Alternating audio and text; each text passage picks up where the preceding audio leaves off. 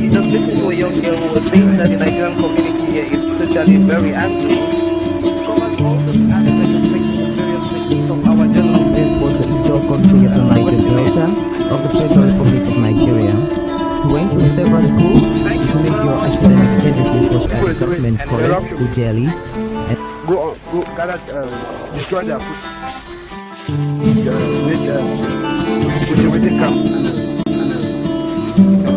and that other camp, some more camp. You don't compensate everybody. But some of them in its generation sometimes.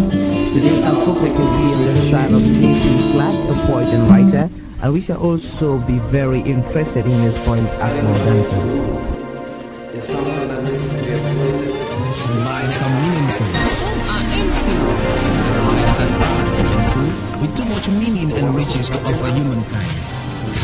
Long after some of these earthly adventures and no more, one can still find footprints of these big lives on the pavements of our contemporary life. Good evening, you're welcome to the program Green Planet.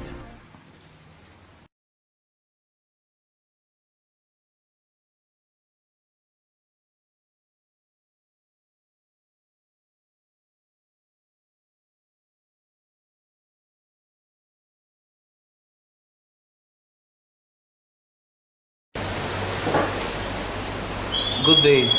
Thank you very much for talking to people, places, and events, and to the African Center for Community and Development. What are your names, sir? My name is Ngwa Nestor. And you are the author of a book called The Fears of Climate Change. Yeah. What is this book talking about? The book is talking about the preservation of our environment and how our environment these days have been tarnished by human greed, and how this can also be solved. It's a problem that deals with a cause, a consequence, and attempted solutions to that cause. Now, it's great knowledge in the circles of development stakeholders that knowledge about climate change is very marginal. So does this book sensitize people about climate change? Does it criticize those that oppose it? Or does it try to give a broader dimension based on your evaluation of climate change? Actually, looking at this book, it is a dictionary talking about the genesis, the origin, and the acceptance of the existence of climate change. With looking at the situation, it also helps to criticize those who look at climate change to be an illusion, because we see the effects of it vis-a-vis activities of every day. Now, you're Cameroonian, therefore there should be some instances of climate change that should inspire you to write such a wonderful book. What do you think are the causes of climate change in Cameroon? Well, the first thing I have to talk about human psychology, negligence. Then the second aspect that is as a result to this climate change has to do with the manner in which people tend to look at money and worship money instead of understanding the pains of those who live in that environment. Take, for example, the dumping of waste with poor treatment. It causes health issues. Take, for example, Douala, the economic capital of this nation, which is supposed to be the beauty and the pride of our nation, has been tarnished by pollution everywhere. You cannot breathe an excellent air there because the air is diluted with pungent that is beyond our imagination. Now, maybe you should be a little bit more specific. Douala is polluted. What kind of pollution? Chemicals from industries? Plastics? What kind of? There's chemical from industries, plastic as well. This combined makes it to be an atmosphere that human beings cannot really habit themselves there, because we look at industrial waste, poorly treated. Take, for example, plastic waste. everywhere you see things are not properly kept, automatically, when these things decay, they pollute the environment. And once they pollute the environment, you and I know the consequences. Health issues will be at stake. So what are your solutions for these roadblocks to healthy living in Cameroon? What have you proposed in this book to tackle the issue of climate change in Cameroon? First thing first, the spirit of consciousness should first of all flow in the minds and hearts of those who hold higher places in the society. There should be good sensitization. If you look at it, the manner in which when HIV became something that made people to sleep, people to have nightmare, people to have nightmare. When HIV, it was well sensitized, publicized over air, and people became conscious of it. But climate change has been an issue that has been neglected. Her publicity is not that captivating, by the way. It's just something, I can put it, the media just summarize and doesn't pay more attention to it because they have not yet seen the dangers of it yet, like the issue of HIV and AIDS. So there should be rich sensitization. Take for example, the masterpiece, The Face of Climate Change, should be something that Cameroonians should come together.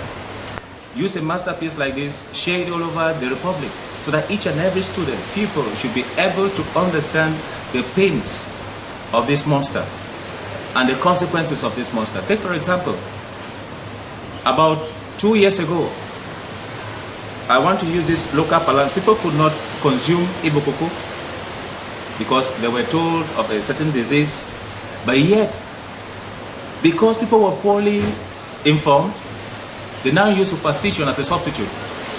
Now, maybe we should sensitize the audience watching you that Igbo cocoa is what is used in the making of achu, which is a popular staple eaten by most Cameroonians. And the myth of climate change and the reality of climate change is a debate that is worldwide. And do you think that in Cameroon it is more ingrained in the society, or do you think it is something that is among the many more reasons that you've raised about the negligence that people have given to climate change? Well, I think I should buy the second part of it, talking about being among the many reasons why that has inspired me to write this particular masterpiece, The Face of Climate Change. My friend, the truth about everything is, when we look at the world today and the environment we see today, it's far from the environment that we used to see in the 80s. Things have changed a lot. Now, does this book have scientific data as to the causes of climate change in Cameroon? Did you do some kind of grassroots research? Did you work based on academic research to come out with this book? Yeah, everything is there in details. Everything is there in details. So why have you used the faces of political leaders, a great footballer like Samuel Eto'o? I see the image of Sarkozy and Obama to be able to design your outer page. Well, these are gentlemen that have inspired me also, although they have fallen short of my expectation. During the Copenhagen summit, which took place sometime about in 2011, it was discussed there and I saw their leadership. And when President Obama took over office, he said climate change will be his #1 battle, making sure that all of humanity are safe. The UN Secretary General Ban Ki-moon also the same, and up to this day he is still fighting to make sure that the environment is preserved and climate change should not be a target to bring fear in the minds and hearts of humanity. So they are my role model, they are my source of inspiration. Now, has this book been selling well, or are you calling on the public to get to know it better? Well, actually, when I started this masterpiece, I've been struggling, looking for partners to support me. To no avail. They will give you verbal support and say, no, I will call you, I'll reach you. And for that reason, it has been very difficult for me to be able to make up to produce this book in a very higher quantity. So that is why I believe the public have not been aware, and so I am pleading for sponsors who are watching that in one way or the other, if they love humanity so much, then I believe with this copy it will create awareness to the unknown. You're already about writing your second book, I believe, and it's supposed to be called The Monster of Climate Change. What is new in this new version of your dedicated service towards the fight against climate change? What is new with respect to that, the second book I've just written concerning the monster of climate change, is that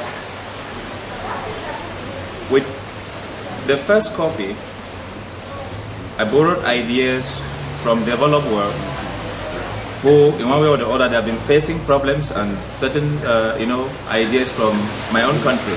But with that one, I've been able to go around the 10 regions, and I've understood the pains the people in every region are going through.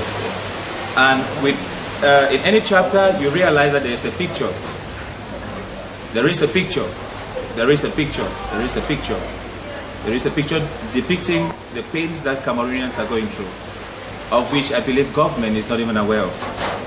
So with this book now, I believe government will become, they will become somehow conscious about the existence of such.